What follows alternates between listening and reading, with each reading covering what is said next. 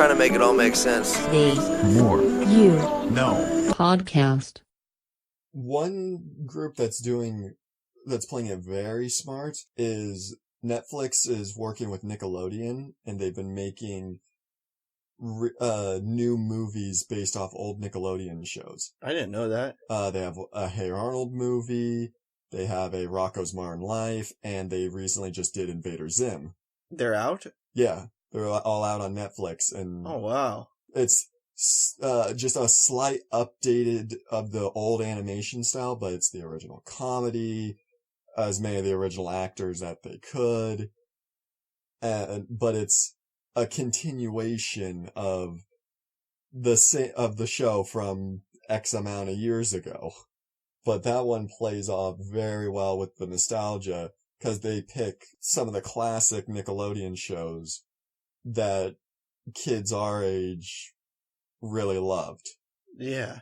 There's also talk going around that they're going to, I don't know if it's going to be on Netflix or on Nick, but they're bringing back Rugrats. Oh wow.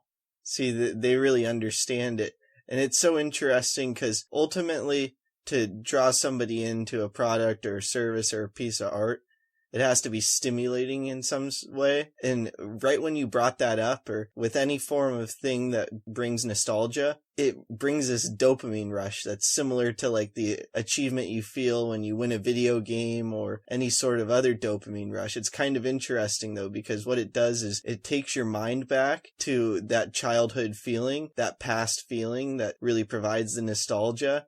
And then you get that dopamine rush because your brain is making that connection to that past feeling that you had that was surrounding whatever it was that brought up the nostalgia. Yeah, and it honestly is just so interesting with how the dopamine track works with things like nostalgia and achievement, because it's a feeling you can't really explain of just how happy it can make you, but it's so simple how you can get it. You get hooked on something, but it's really, most things are so simple.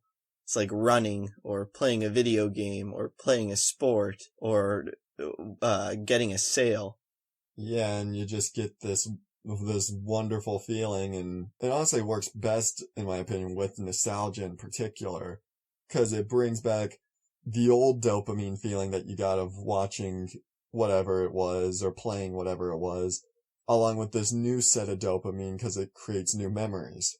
That's fascinating. I never thought about that, where it's a compounded form of a dopamine rush. And that's really probably why nostalgia is so successful, is because you're making the connection back to that initial pleasure, and then you're building on top of that with the new pleasure. What's interesting is it's not the same as the sequel or something where it's compounding, but with rewatching the same show or movie, you're evoking nostalgia on purpose to get that same dopamine rush. It's like chasing the same high, but somebody watching a show like Friends or The Office over and over and over again, or watching their favorite movie every couple years. Yeah, and like with Nickelodeon bringing these movies over to Netflix, after watching them, I'll probably want to go back and watch the original series, just because I haven't seen it in so many years, and these movies have brought back that dopamine from so many years ago when I was a little kid. That's fascinating. So you can really resurrect things through nostalgia as well, where it's like if you were to try to resurrect a brand or a product or service or a show, you could try to work with a new company or a new person to create something that was surrounding it to evoke the nostalgia to then bring people back to the original thing.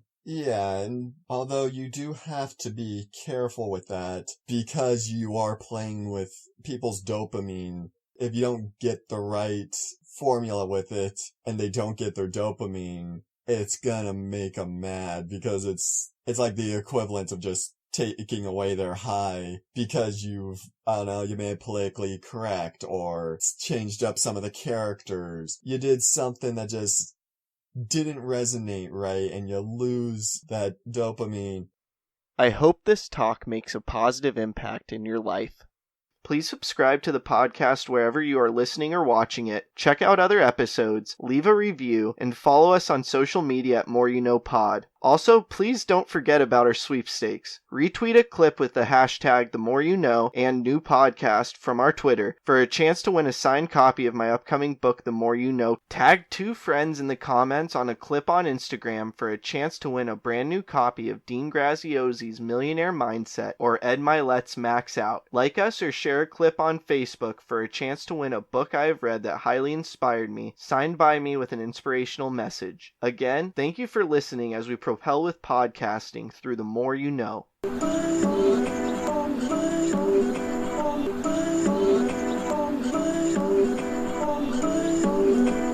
just trying to make it all make sense. The More You Know Podcast.